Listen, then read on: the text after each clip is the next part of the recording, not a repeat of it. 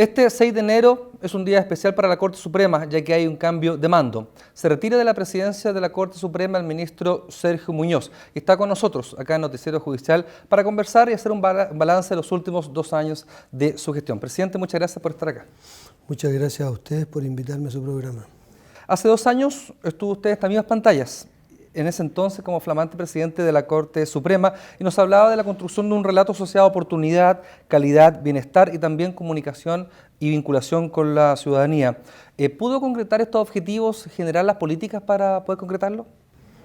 Se han hecho muchos esfuerzos, pero no por una persona, sino que por el Poder Judicial entero, para tratar de responderle a la gente en mejor forma, de manera más oportuna. Hemos llevado adelante distintas iniciativas al interior del Poder Judicial, como también de carácter legislativo, solicitándole al Ejecutivo que los impulsara y nosotros participando activamente en la discusión de todos ellos. Creo que se ha logrado. En calidad se han puesto mayores y mejores recursos, tanto de innovación como de tecnología, a disposición de los magistrados, pero fundamentalmente herramientas de capacitación. Se ha avanzado en criterios para que ellos puedan incluso capacitarse en el extranjero. Es lo que he denominado la gestión del conocimiento. En cuanto a comunicaciones, se ha avanzado en orden a hacer más accesible a la gente el conocimiento de la Administración de Justicia. Se han reimplantado lo que son las metas de gestión de vinculación con el medio. El programa de Roberto Contreras también en la Corte de San Miguel ha tenido mucha cobertura. Y creo que en general todo lo que ha sido la participación al interior del Poder Judicial es algo que engloba todo lo anterior, que específicamente tiene que ver con igualdad e inclusión. Esta es un área que en mi concepto debe ser trabajada, debe ser mantenida y ojalá evidenciada en políticas concretas en el Poder Judicial y también hacia afuera. ¿Por qué? Porque como nunca antes en el Poder Judicial se desarrolló una participación activa de todos los integrantes en las esferas de poder del Poder Judicial. Se impulsaron lo que eran los comités dentro de la Corte Suprema, en que aproximadamente 30 cometidos distintos pasaron a integrarse a 3 comités de la Corte Suprema, y a estos comités se invitó a participar a los distintos estamentos del Poder Judicial, jueces, profesionales, funcionarios, consejeros técnicos, voluntariamente, y entiendo que también voluntariamente se han incorporado algunos elegidos por los distintos estamentos y otros también representantes de las asociaciones gremiales. Esto era inédito, en la corporación administrativa, en el Consejo se hizo lo mismo. Esto es participación e inclusión en las acciones más importantes y relevantes del Poder Judicial. Pero creo que con esto se avanza un poco, pero es necesario profundizar, generar confianza, aprender que es posible trabajar en conjunto y esto va de la mano con algunos planteamientos dogmáticos que es la separación entre lo administrativo y jurisdiccional. La primera forma ha sido esta, para ir generando las confianzas de que podemos trabajar juntos. Posteriormente se podrá ir plasmando ya en algunas iniciativas legales o constitucionales que tiendan a reflejar en mejor forma este trabajo participativo. Usted inició dentro del Poder Judicial esta discusión sobre la separación real entre lo que es jurisdiccional y lo que es la administración de este poder del Estado. ¿Se acuerda satisfecho al día de hoy en cómo se fue desarrollando el proyecto? Yo creo que ha llegado una etapa de madurez en que se ha entendido lo que es el mensaje de la separación de funciones y que no agrede a nadie.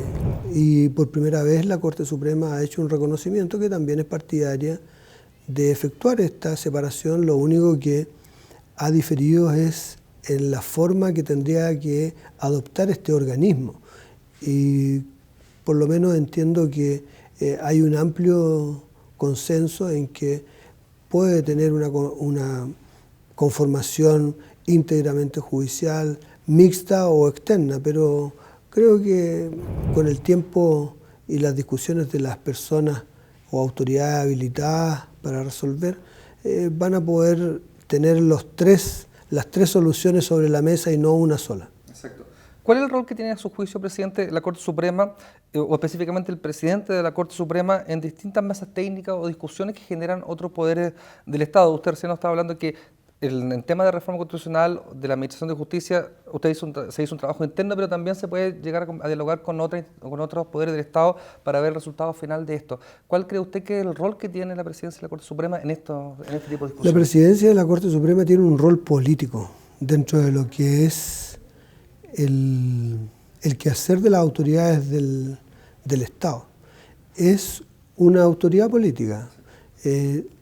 Cuando integra las salas o resuelve jurisdiccionalmente, es una autoridad jurisdiccional. Cambia de su piso.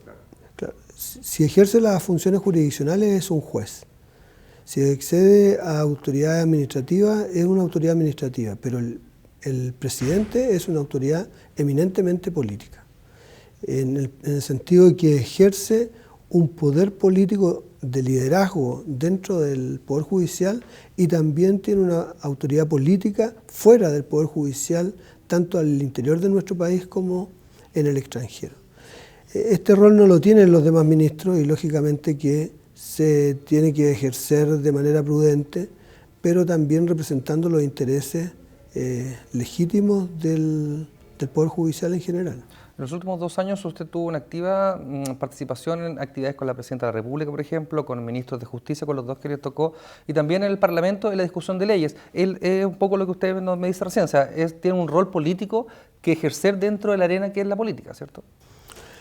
Es una coordinación de funciones en la que estamos en nuestro Estado actualmente. Ese es el aspecto fundamental que hay que tener en cuenta, en donde todas las autoridades deben cooperar en la formación de la voluntad estatal, que se refleja a través de las leyes y políticas que se impulsan por las autoridades pertinentes. Y en esa tarea es necesario que el Poder Judicial tenga la voz de la Administración de Justicia. No podemos quedar excluidos y ojalá tenga propuestas concretas para que las soluciones no se impongan desde fuera, sino que se conduzcan, se lideren, se enfrenten, los desafíos de alguna manera se impulsen incluso desde el interior del Poder Judicial, que es lo que lo que traté de hacer en estos 2 últimos años, que las principales propuestas de cambios legislativos aprobados por el Parlamento nacieron desde la Judicatura y que concitaron el apoyo del Supremo Gobierno y el respaldo y aprobación del Parlamento. De las leyes que usted destaca, ¿cuál recuerda con mayor satisfacción o cuáles fueron las que generaron mejor beneficio, tanto interno como externo a la ciudadanía? Hay varias leyes que se aprobaron en este periodo que están marcadas, una por la carpeta digital, lo segundo la supresión del turno, tercero por la redistribución de jueces que venía desde hace varios años pero que no se había plasmado en una realidad, la creación de los tribunales de Alto Hospicio, Mejillones y Cabo de Horno, por mencionar las principales, pero también hay beneficios que se aportaron a los funcionarios, como es la regulación y mantención posteriormente del incentivo al retiro, el aumento de la asignación de modernización que se va a reflejar en el sueldo de este mes de 9 al 10%, y está ahora firmado el proyecto de ley por mensaje que crea 110 plazas de magistrados y funcionarios a lo largo de todo el país. Hay que tener en cuenta que en estos 2 años se incrementó en más de 1.500 cupos o plazas la plantilla de funcionarios y jueces dentro del Poder Judicial. Sí. ¿Cómo le cambia la cara al Poder Judicial este tipo de leyes? Si volvemos a los relatos que usted inició en su periodo, tenemos más jueces, tenemos más funcionarios, más tribunales, por un lado calidad, por un lado acceso. ¿Cómo deja la cara el Poder Judicial durante su periodo? Claro, hay diferentes temas. El primer tema está de la mano de la innovación, la tecnología que viene por la carpeta digital. En segundo tema está relacionado con lo que es el apoyo de funcionarios y jueces en la Administración de Justicia, que ya lo he relatado, y el tercer tema está de la mano de la infraestructura. Hemos desarrollado cientos de proyectos, muchos de los cuales ya se han ejecutado, otros están en ejecución y otros se ejecutarán en los próximos años. Tanto es así que se ha revertido la curva en que estábamos de una ejecución presupuestaria de 2.000 a 3.000 millones de pesos anuales. Esto era lo que venía históricamente, y este año pasamos a más de 80.000 millones anuales del 2015 y están comprometidos recursos de este mismo orden para el 2016 y de 100.000 millones para el 2017. Se ha quebrado una tendencia que creo que es algo que inédito para el Poder Judicial en infraestructura. Entonces tenemos que, además de lo anterior, si lo vinculamos a el acceso de la gente por medio de la idea del planteamiento que se ha hecho de los centros de justicia de los ciudadanos, en orden a que el conflicto se atienda antes de que éste se radicalice, antes de que llegue a posiciones tan radicales que ya después es muy difícil recomponer el tejido social. De esa manera cerramos un poco el círculo en orden a que está la tecnología, el aspecto humano, los nuevos recursos para los aspectos de infraestructura como otros proyectos. Tenemos en comunicaciones y en distintos otros temas, en lenguaje claro y sencillo, en género, en medio ambiente, en muchas otras materias que antes no se abordaban por el Poder Judicial y que hoy día están presentes, y a todo eso le añadimos una propuesta en cuanto a generar mayor calidad en la Administración de Justicia.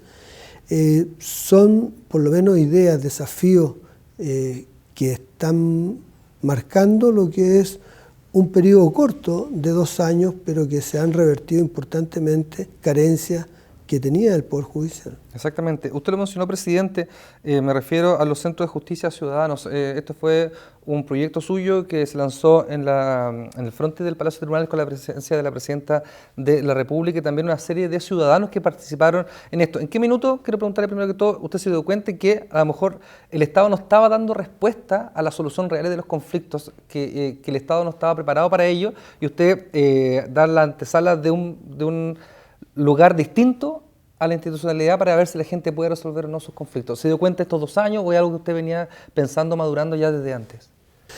No, desde antes, porque el leer a Michel Tarufo, él aborda lo que son los sistemas alternativos de resolución de conflictos, que yo le cambio solamente una palabra, que yo le digo sistema adecuado de resolución de controversia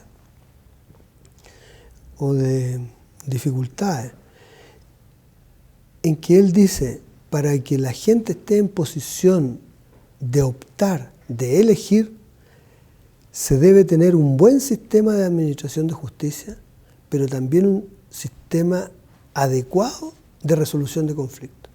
En esas condiciones, buen sistema de justicia ordinaria y sistema alternativo de resolución de conflictos puede optar, si no, no puede optar. Esa fue la primera luz que me abrió un poco el camino, y él decía, si existe un mal sistema judicial, no puede optar. Se le empuja a los sistemas alternativos, pero para que se le empuje a los sistemas alternativos tienen que existir sistemas alternativos. Si no existen sistemas alternativos, se le empuja al sistema de la justicia ordinaria. Normal, claro. Claro.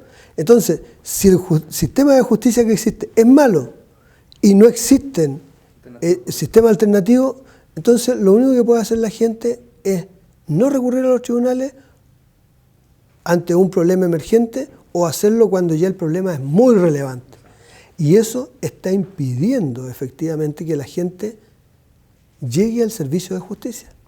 Y por lo tanto, la idea no es quedarse inmóvil, es perfeccionar el sistema de justicia ordinaria y ofrecer un sistema alternativo. Con eso realmente le da la posibilidad a la gente de optar.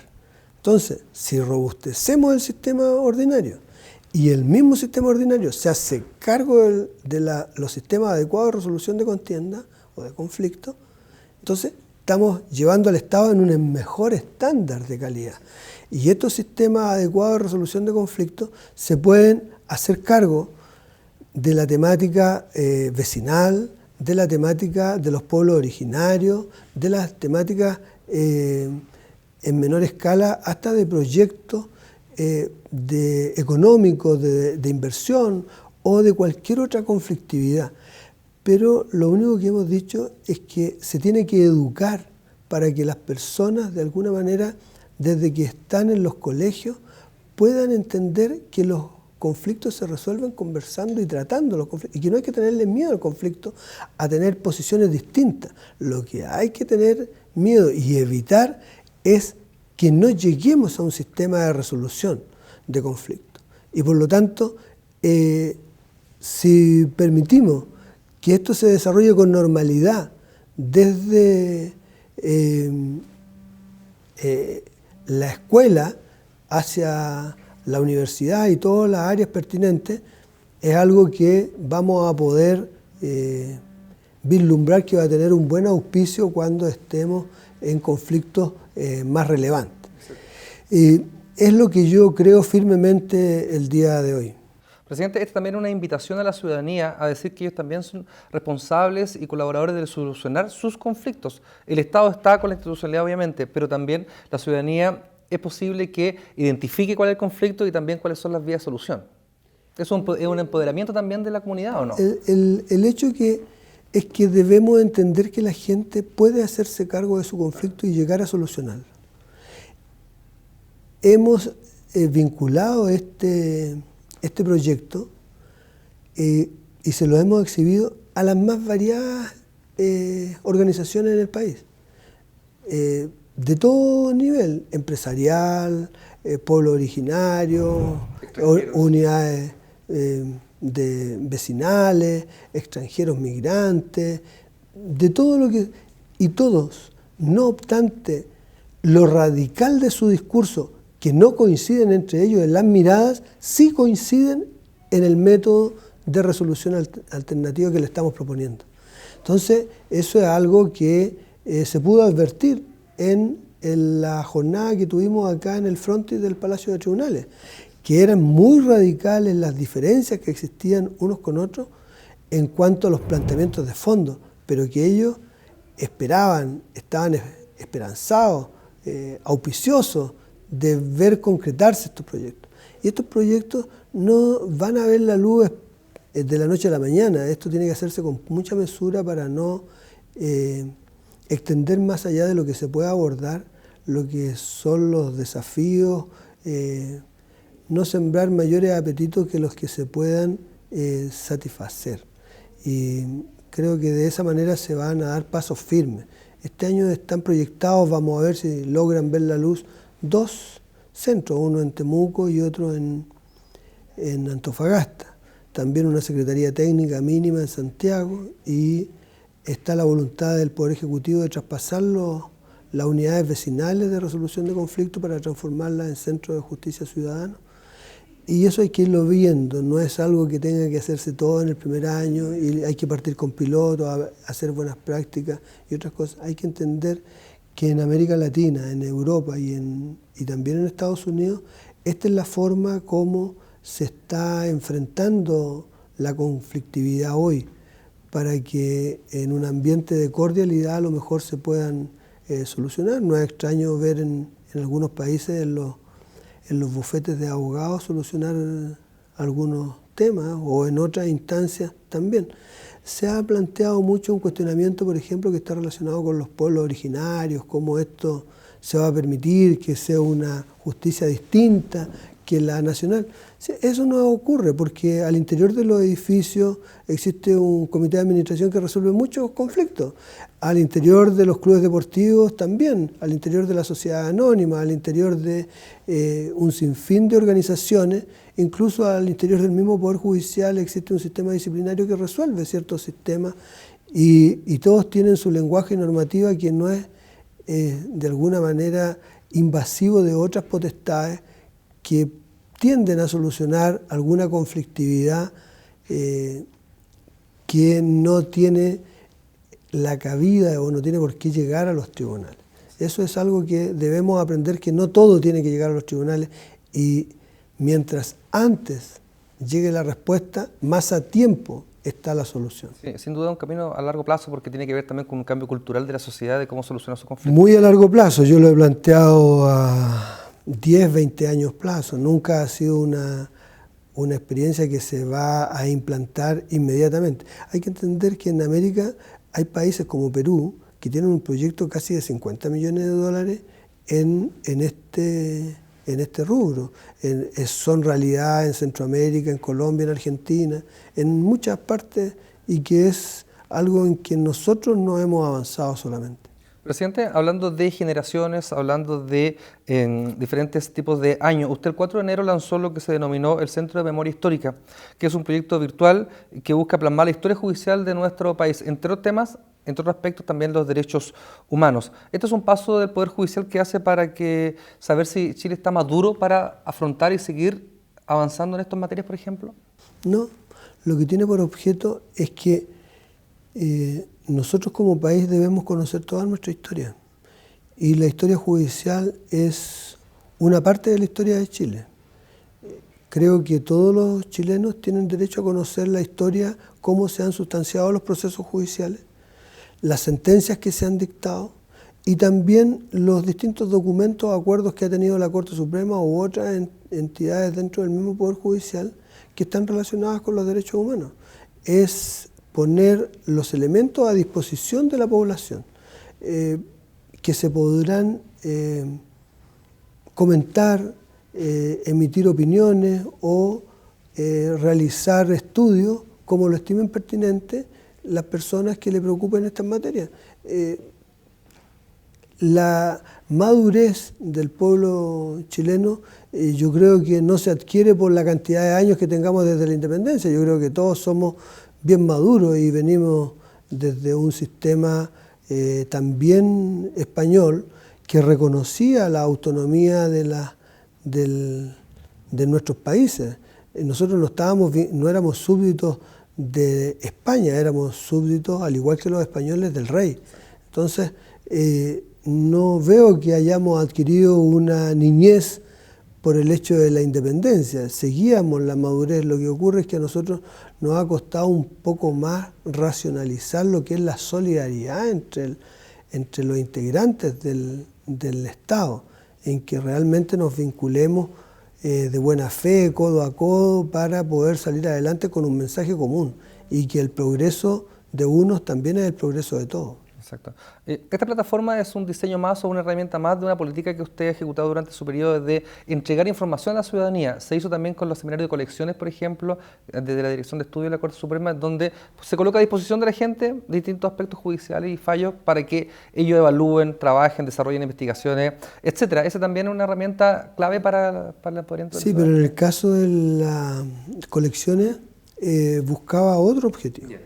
Buscaba el hecho de poner a disposición de la comunidad jurídica las determinaciones de los tribunales, pero buscaba generar un diálogo, buscaba generar una crítica, buscaba generar distintas opiniones, que se pudiera avanzar en el análisis, no simplemente estar en coincidencia con lo que eran las determinaciones judiciales, sino que realmente se comentara desde la cátedra si estaba bien o estaba mal, para ver qué es lo que estaba bien y qué es lo que estaba mal. Era un ejercicio que impulsaba el mismo Poder Judicial, buscando que se le hicieran aportes respecto de la forma en que se estaban resolviendo ciertas materias.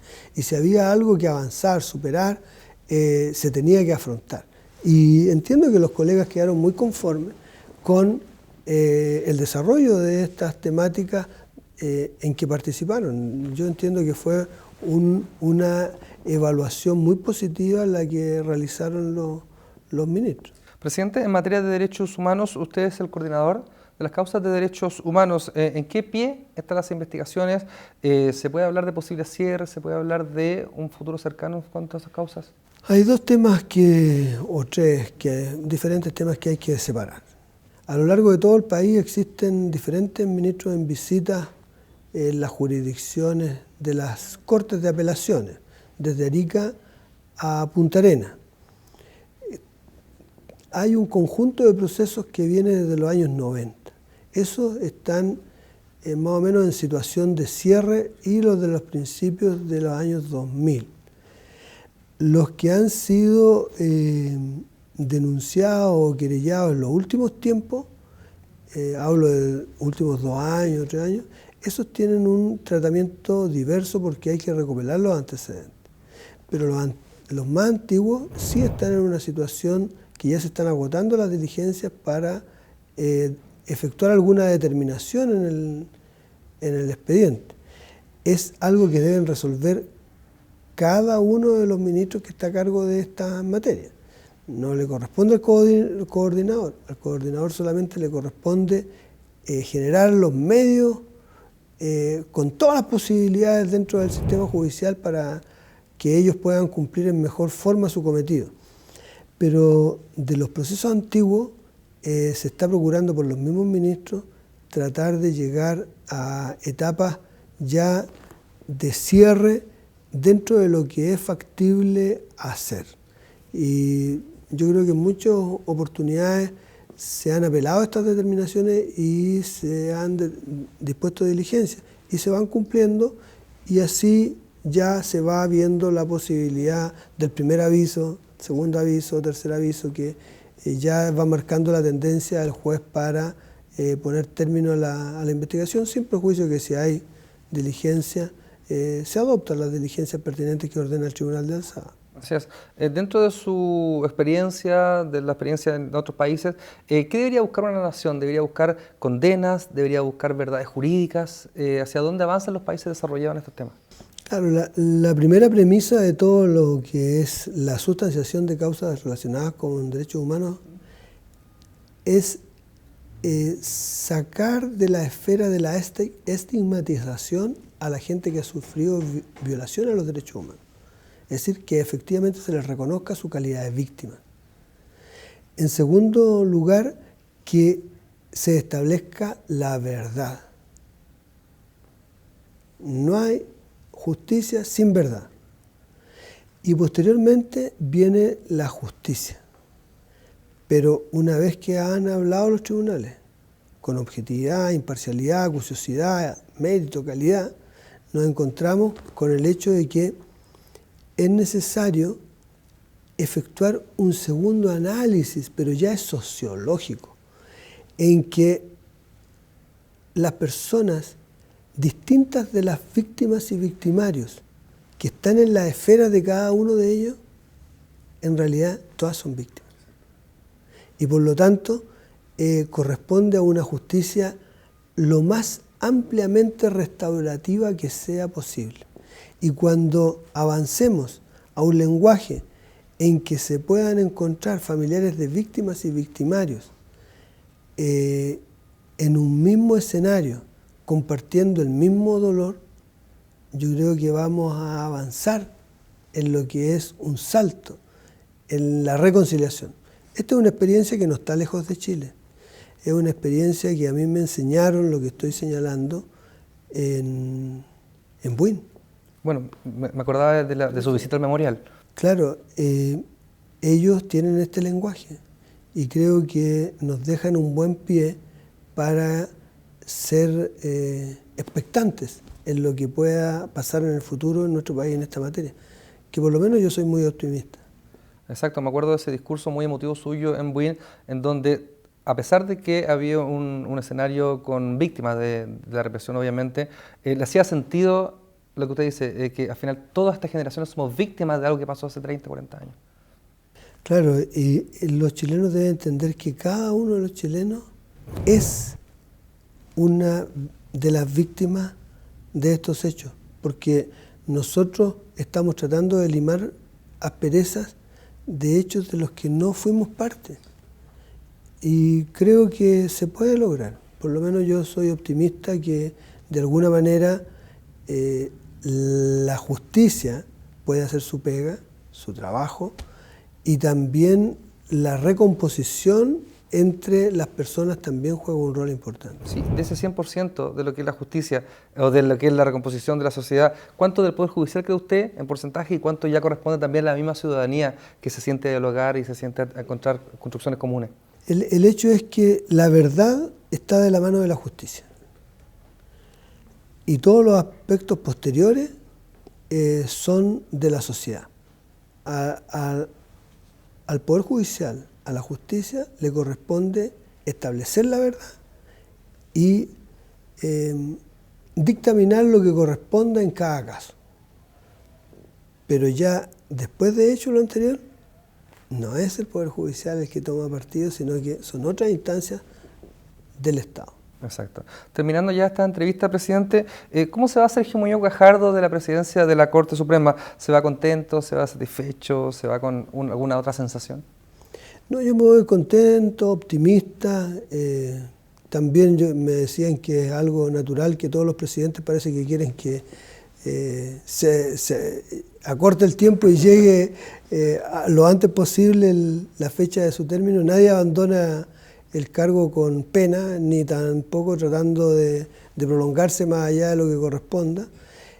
Pero yo me voy con mucha satisfacción. Me voy con satisfacción porque creo que se ha contribuido por el trabajo de todos en mayor igualdad, en mayor inclusión, en entender que todos somos iguales dentro del Poder Judicial, que se puede participar sin privilegios y sin exclusiones, que también es posible abordar todas las temáticas, que ya de alguna manera estamos en un pie como para abordar cualquier materia en una discusión franca, directa y generando las confianzas pertinentes.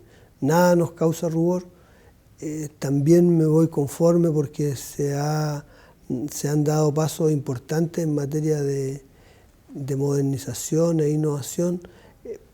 Se ha dado un apoyo a los distintos tribunales, se ha crecido en objetividad dentro de los procesos de selección. Bueno, hay muchas transformaciones que creo que se van a ir asimilando con el tiempo. Ojalá se asienten estas transformaciones y se avance en ellas. Hay un aspecto que me gustaría resaltar, porque que no viene de la mano del quehacer jurídico, sino que viene de la mano del método científico. El método científico dice que cuando uno quiere efectuar alguna transformación, tiene que primero posicionarse en un conocimiento de los hechos. En segundo lugar, podrá efectuar un análisis, un diagnóstico de los mismos y ver si hay algún planteamiento para mejorar lo que existe. Y ahí nos vamos a formular una pregunta. Y posteriormente vamos a tratar de dar una respuesta a esa pregunta, dar solución a esa pregunta, y efectuaremos ensayos, error, proyectos pilotos u otras cosas. Entonces, ¿qué es lo que se señala? Lo primero es saber que estamos ante un problema. Y segundo, que queremos buscarle solución. En el caso del Poder Judicial, usted lo señalaba al principio, que la gente, y yo me lo había planteado, demanda del Poder Judicial mayor oportunidad, mayor calidad, mayor comunicación, mayor participación. En definitiva, mayor inclusión, mayor igualdad. Todo eso es lo que demanda de parte del Poder Judicial. Y esta es una demanda permanente y constante. Lo peor que nosotros podemos decir es que en realidad no hay nada que mejorar. Hay mucho que mejorar. Hay mucho espacio para realizar una labor que deje a la institución un poquitito mejor de cuando nosotros llegamos a ella. No va a poder transformar toda. Entonces ahí surge un pensamiento que yo vinculo a Einstein, porque él lo dijo, que si estamos esperanzados en que exista mayor oportunidad y mayor calidad, algo hay que hacer. Entonces Einstein decía que es una locura seguir haciendo lo mismo y esperar resultados distintos o diferentes. Por lo tanto, el cambio, la propuesta, es de quien conoce el negocio para que se impulsen las transformaciones que son necesarias para tener un avance, un desarrollo, una evolución favorable. Enfrentando el problema, sabiendo que hay un problema, sabiendo que hay un requerimiento y haciendo toda nuestra labor en favor, en pro de la gente, yo creo que vamos a poder salir adelante. Pero esto es lo determinante. Primero que todo, hay que darse cuenta de que algo hay que hacer. Sergio Muñoz Gajardo, presidente de la Corte Suprema hasta este 6 de enero. Muchas gracias, presidente, por esta entrevista. Que esté muy bien. Muchas gracias a usted. Nos encontramos nosotros en una próxima entrevista de Canal Judicial. Muchas gracias y hasta pronto.